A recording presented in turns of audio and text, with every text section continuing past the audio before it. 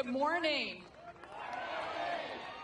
What an incredible day, and what a great time to be a Trump supporter in America. Who's ready for Tuesday? More importantly, who is ready to have a new president in the White House? It is such an honor to be here and to support Donald J. Trump for President of the United States of America. He is the fighter that we need at a time when, frankly, we need it the very most. I was honored to serve as the President's White House press secretary for nearly 2.5 years. When the President hired me, I was the first mom and only the third woman to ever have that job.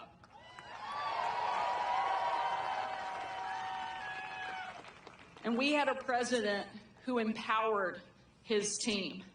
And when the left was relentlessly attacking me, kicking my family out of a restaurant, parents spitting on our car at our children's school,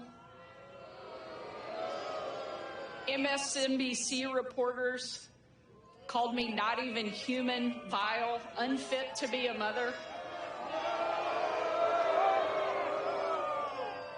It was President Trump who pulled me aside, looked me in the eye, and said, "Sarah, you're smart, you're tough, you're beautiful, and they attack you because you're good at your job. Now get back to work."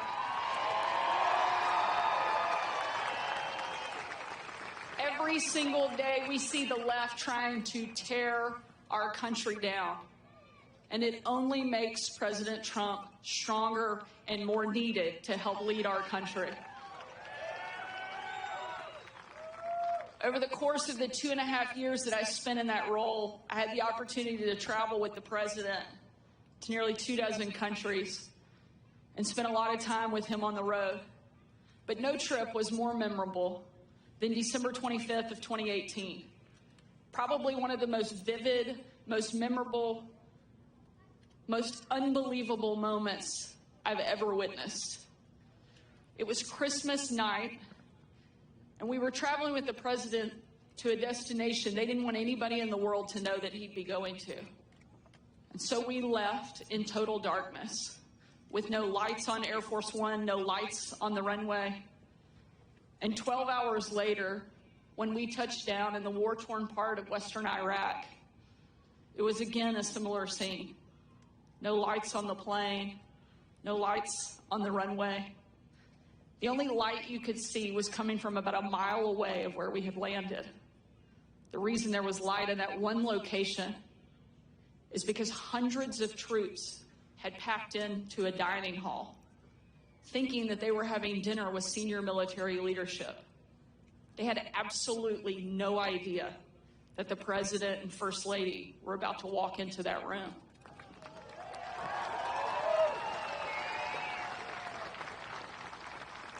And when they did, a sight and a scene and a sound I know I will never forget unfolded. As the president stepped into that dining hall, you could see people from every race, every religion, every political party, every corner of the country, every demographic you can imagine represented in that one room. But in that moment, when he stepped in one perfect voice, in complete and total unity, they chanted over and over and over again, "USA, USA, USA."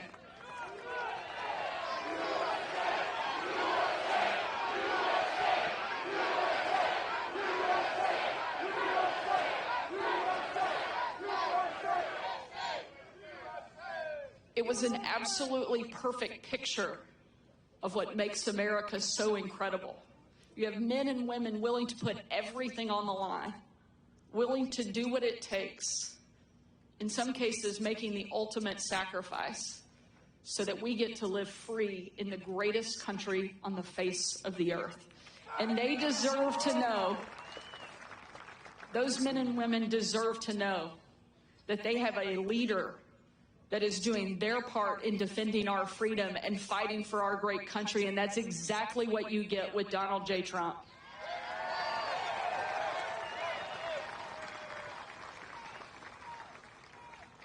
America needs a leader. America needs somebody who comes from a position of strength. We saw that under Donald Trump. We had secure borders, we had a strong economy, and we had stability around the world. And we're going to have that again starting on Tuesday.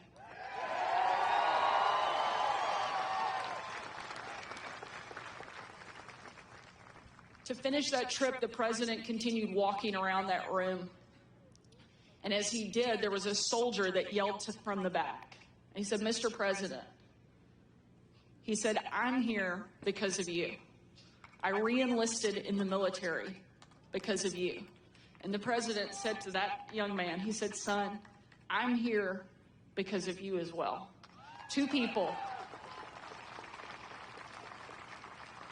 doing their part in the fight for freedom.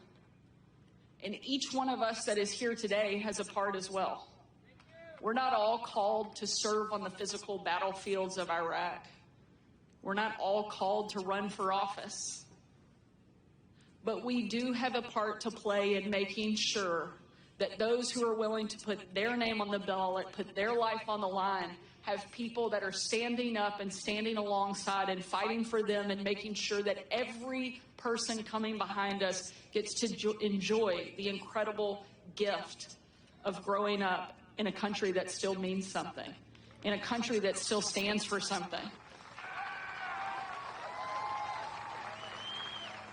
So when you leave here today, make sure you're doing your part in the fight for freedom. And that doesn't just mean voting. Absolutely, that is critical over the course of the next several days. We need you to show up and show up big. But it also means getting your friends to go out and vote too. Frankly, I don't care if they're your friends or not. If they say they're voting for Donald Trump, you take them with you.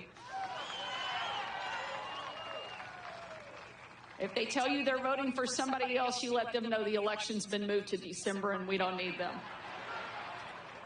But we need everybody here showing up and sending a clear, strong message that we love America and we're going to do our part to protect it. And the best way we can do that is make sure Donald Trump gets elected on Tuesday. Thank you so much for being here. Thank you for doing your part. Thank you.